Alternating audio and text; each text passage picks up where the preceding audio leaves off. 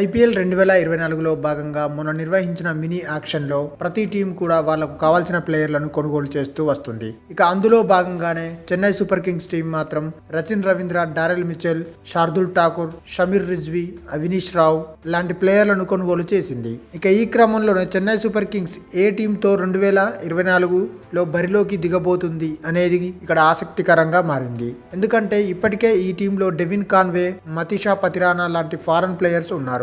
అయినప్పటికీ మళ్ళీ ఇద్దరు ఫారెన్ ప్లేయర్స్ ని తీసుకున్నారు. ఇక దీన్ని బట్టి చూస్తే చెన్నై సూపర్ కింగ్స్ టీంలో ప్లేయింగ్ 11లో ఆడే ప్లేయర్లు ఎవరు అనేది ఎవరికీ అర్థం కావడం లేదు. కాబట్టి ఈ క్రమంలో చెన్నై సూపర్ కింగ్స్ టీం ఈ ప్లేయర్లతో బరిలోకి దిగితే ఈజీగా ఆరోసారి కప్పు కొడుతుంది అంటూ కొన్ని వార్తలు అయితే వస్తున్నాయి. అయితే ఆ ప్లేయర్లు ఎవరో ఒకసారి మనం తెలుసుకునే ప్రయత్నం అయితే చేద్దాం. ఇక చెన్నై సూపర్ కింగ్స్ లో ఓపెనర్లుగా రుతురాజ్ గైక్వాడ్, డెవిన్ కాన్వే లాంటి ఇద్దరు మంచి ప్లేయర్లు ఉన్నారు. ఇక వీళ్ళలో ఎలాంటి మార్పు ఉండదు. ఓపెనర్లుగా గత సీజన్ లో వీళ్ళిద్దరూ చాలా వరకు రాణించారు. నిజానికి ఇంతకు ముందు 2023 సీజన్ లో చెన్నై కప్పు కొట్టడంలో వీళ్ళిద్దరూ కీలక పాత్ర వహించారు. ఇక నెంబర్ 3లో అజింక్య రహానే ఉన్నాడు.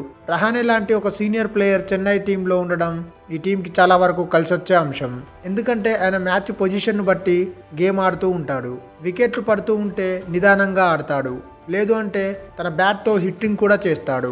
ఇక నెంబర్ 4లో మోయిన్ అలీ లేదా డారెల్ మిచెల్ని రంగంలోకి దింపే అవకాశాలు అయితే ఉన్నాయి. ఈ ఇద్దరు ఫారెన్ ప్లేయర్స్ కావడం, అందులోనూ ఇద్దరు ఆల్రౌండర్లు కావడంతో ఈ ఇద్దరిలో ఎవరిని బరిలోకి దింపుతారు అనే విషయంలో మాత్రం కొద్దిపాటి సందేహాలు అయితే ఉన్నాయి. అయితే ఫామ్లో ఎవరుంటే ఆ ప్లేయర్ని బరిలోకి దింపే అవకాశాలు అయితే ఉన్నాయి.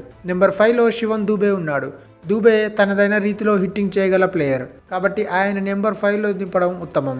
ఇక నెంబర్ 6లో ధోని ఉన్నాడు. ధనార్దన్ ధోనిగా పేరు తెచ్చుకున్న ధోని చివర్లో ఫినిషర్గా అద్భుతమైన ఇన్నింగ్స్ అయితే ఆడగలడు. ఇక నెంబర్ 7లో రవీంద్ర జడేజా ఉన్నాడు. స్వతహాగా ఆల్రౌండర్ అయిన జడేజా ఇటు బాల్తోనూ అటు బ్యాట్తోనూ మ్యాచ్ని గెలిపించడానికి ఎప్పుడూ ముందు వరుసలో ఉంటాడు. ఇక నెంబర్ 8లో శార్దుల్ ఠాకూర్ ఉన్నాడు.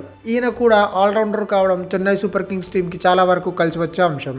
ఇక ఈయన తర్వాత నెంబర్ 9లో దీపక్ చాహర్, నెంబర్ 10లో మహేష్ తీక్షణ, నెంబర్ 11లో మతీషా పతిరానా ఉన్నారు. ఇక వీళ్ళే కాకుండా ఇంపాక్ట్ ప్లేయర్గా రచిన్ రవీంద్ర కూడా టీంలోకి వచ్చే అవకాశాలు ఉన్నాయి. ఇక మతీషా పతిరానాని బౌలర్గా వాడుకొని ఆయన ప్లేస్లో రచిన్ రవీంద్రని ఇంపాక్ట్ ప్లేయర్గా దింపే అవకాశాలు అయితే ఉన్నాయి. ఇక ఏది ఏమైనా ఈ టీంతో కనుక చెన్నై సూపర్ కింగ్స్ మ్యాచ్లు ఆడితే వీళ్ళను ఓడించే టీం ఐపీఎల్లో మరేదీ లేదనేది వాస్తవం. ఇక ఇదే టీంతో కనుక బరిలోకి దిగినట్టయితే మరోసారి చెన్నై ఐపీఎల్ కప్పు కొట్టడం పక్కా అంటూ చాలా మంది చెన్నై అభిమానులు కూడా సోషల్ మీడియా వేదికగా కామెంట్లు చేస్తున్నారు.